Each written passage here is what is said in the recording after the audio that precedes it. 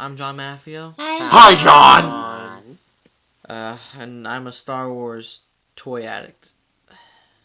But I guess it's not all that bad because I'm not injecting heroin or snorting cocaine. That could be worse, right?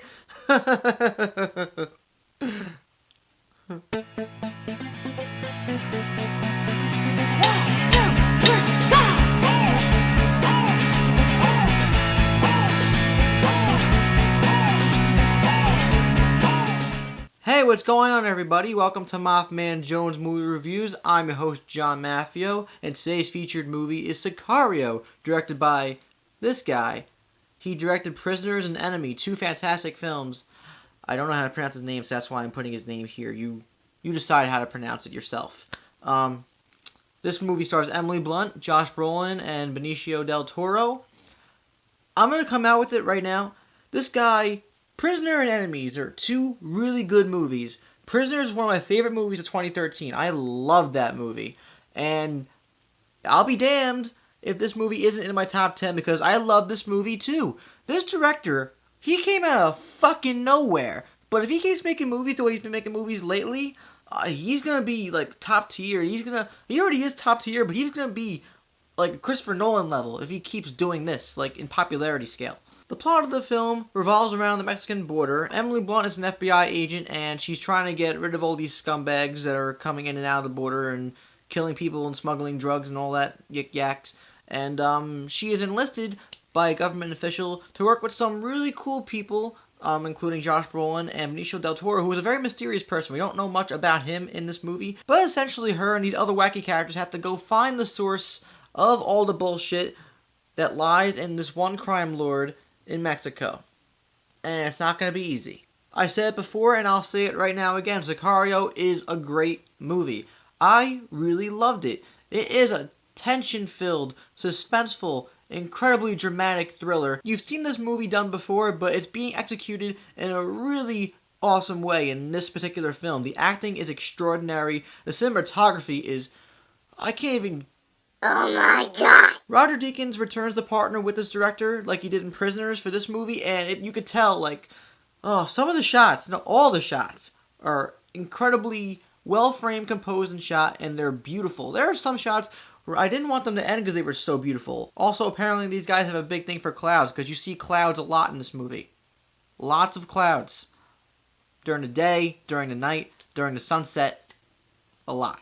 Let's go into the acting a little bit. I'm going to go from the bottom up. Josh Brolin is in this movie, and he has a good performance, but he's not noteworthy. He's charismatic in the way that he injects humor into a very dark situation, but he does good for the movie. Then we have Emily Blunt, who is fantastic as always, and she always puts in a raw, dramatic performance. But the killer here is Benicio del Toro. He's in a lot of movies lately. He has a really big resume. But in this movie, he plays one of the most memorable characters in his entire filmography. He pulls off that shroud of mystery so well, you're always guessing and always second-guessing yourself when it comes to him because you don't know what side he's on. You don't know what his true intentions are. But you know for sure, through mostly very impressive tiny nuances and subtleties, that he is an intimidating person and you do not want to cross him in the wrong way. He was created for roles like this. Like, he already looks pretty freaking terrifying as a person. Put him in a movie like this, and it's just no holds barred. He reminds me of Willem Dafoe, where that guy was born to play Green Goblin, because you look at his face and you're like, holy shit. There's nothing truly and genuinely complex about the story, but it is a compelling story. It has a beginning, it has a middle, it has an end.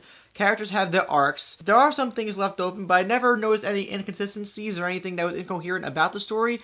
I was engaged from beginning to end, and it really was something how they go into the heart of the jungle. I'm sure the movie's trying to present some sort of social commentary on the terrible things that go on down there, but it really does depict the area in a way that is really unfortunate, sad, tragic, but just downright terrifying. It just wants you to know that even if you are equipped with the best people and the best weapons, you are not safe in Mexico. The directing was good, and the direction of the story was even better because it just kept me guessing, and then by the end of the movie, I was just extremely satisfied with where it went. And I was holding on and clenching my fists until like almost the very last shot, the very last frame. It does not hold up on the tension. It never lets go. It just keeps on escalating. The contributing component that I'm about to weigh in on may have also helped enhance the experience for me and help me love the movie even more. But this is the first movie I saw in the AMC Prime Theater in New York City. Movie's out in 6 theaters right now, but it's going to be opening nationwide, I think, soon.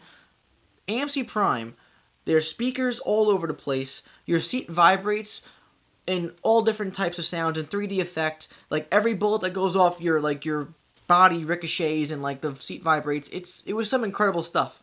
And it really helped immerse me into the jungle that was this movie. But at the end of the day, I still think this movie, regardless, at home, in a regular theater, on your screen, on a little iPad, you would still feel the intensity of the film. And just overall, I gotta say, Sicario is one of the best movies I've seen this year. I loved it. The performances are fantastic. The story isn't anything new, but is told in a very compelling way. And the cinematography is absolutely out of this world in a very dark and gritty way, but not in a cliche dark and gritty way. It's just very well composed. I'm gonna give this movie a 4.5 out of 5 stars. It's mafiosously darn good, and I cannot wait to watch it again.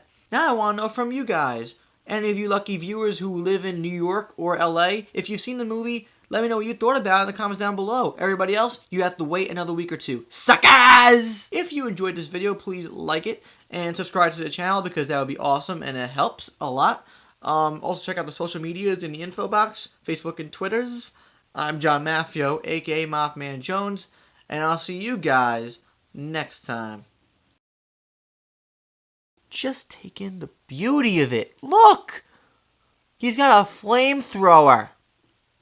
He looks like Cyclops. And he's a stormtrooper. And he's got a little backpack. Got a little propane backpack. I have no life.